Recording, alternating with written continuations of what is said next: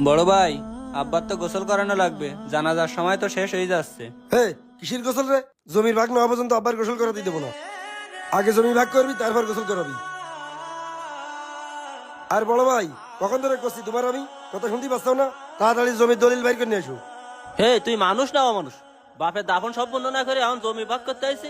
আব্বা এতদিন বিছানায় পড়েছিল, তুই কোনোদিন খোঁজ খবর নিছি? তোরে কি আমরা কম দিছি? এখন বাড়ি এসে করছি আমার জমি জায়গার ভাগ দিতে হবে। এই 15 বছর ধরে আমি বাড়ি আসি না। 15 বছর ধরে তোমরা দুই ভাই জমির ভোগ করতে চাও। আমি কি কিছু বলেছি তোমাদের? আব্বা কত কষ্ট করি তোর পড়ালেখা করালে, পড়ালেখা শেষ করানি পরে অনেক কষ্ট করি টাকা পয়সা গুছানির পরে তো চাকরি ধরালে, চাকরি ধরানি পরে তুই কোনোদিন আব্বার খোঁজ খবরও নিছিনি। আব্বা তো তোরে কম দেনি, এবং কি তোর শ্বশুরও কম দেয়নি। তারপরেও তোর সম্পত্তির লোভ গেল না। সম্পত্তি নিয়ে কি তুই কবরে যাবি? আমি কবরে যাই বা ইন্ডিয়া যাই সেটা তো তোমার দেখার বিষয় না। তুমি দ্রুত দলিল বের করে নিয়ে এসে আগে জমি ভাগ করো। ও, তাহলে আব্বারে তুই দাফনই করতে দিবিনি? না, আমি দাফন করতে দেবো না। আমার জমির ভাগ নেওয়া পর্যন্ত আমি বাপের কবরে নামাতে দেবো না। এখন উকিল এসেছে, তাড়াতাড়ি জমি দলিল বের করে নিয়ে এসো, নাইতে কিন্তু বাড়ি ঝামেলা হয়ে যাবে। ভাই, জমি যদি তোমার লাগে তে আমার খানিকও তুমি নিয়ে নাও, তারপরেও বাপের দাফন করার ব্যবস্থা করো। তোর জমি নেবো কেন আমি? আমার ভাগেরটুকু বুঝি পারলেই আমার হচ্ছে। আমার ভাগেরটুকু বুঝাই দে, তারপর বাপের দাফন কর। এখন উকিল সাহেব আসছে, বড় ভাইরে কর জমি দলিল বের করে নিয়ে আসটি। আগে জানলি আমি তোরে ফোনই দিতাম না। আসসালামু আলাইকুম। সাইদ ভাই, আঙ্কেলের এখন এই অবস্থা কেন? জানাজার তো সময় হয়ে গেল, এখনো গোসল করাননি? কি আর বলবো ইমাম সাহেব, আমার এই মাইজি ভাইরা ঢাকায় 15 বছর চাকরি করে। এই 15 বছরের মধ্যে আব্বা বাইসি আছে কি মরি গেছে কোনোদিন খোঁজ খবরই নিনি। আজকে আইসি বলতেছে আগে সম্পত্তি দিতে হবে, তা না হলে আব্বা দাফন হতে দেবো না। এখন ইমাম সাহেব আপনিই বলেন আমি কি করতে পারি?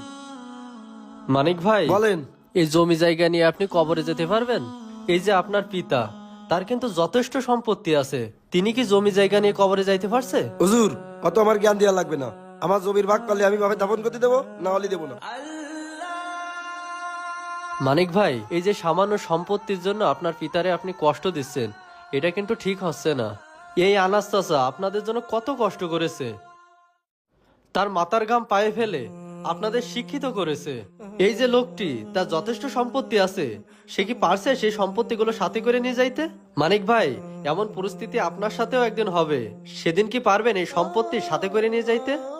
তাহলে কেন এই সামান্য সম্পত্তির জন্য আপনার পিতাকে এত কষ্ট দিচ্ছেন? মানিক ভাই, আল্লাহ রসুল সাল্লাল্লাহু আলাইহি সাল্লাম বলেছেন, মৃত ব্যক্তিকে দ্রুত সময়ের ভিতর দাফন কাফন শেষ করে তার গন্তব্যস্থানে পৌঁছায় দাও। তাহলে কেন আপনার পিতাকে এভাবে কষ্ট দিচ্ছেন? হুজুর, আসলে আমার ভুল হয়ে গেছে হুজুর। আমি এতদিন ভুল পথে ছিলাম।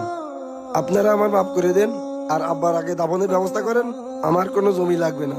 সাইদ ভাই, তাইলে চাচারের দ্রুত দাফন কাফনের ব্যবস্থা করেন, তিনি অনেক কষ্ট পাচ্ছেন। চলেন ইমাম সাহেব।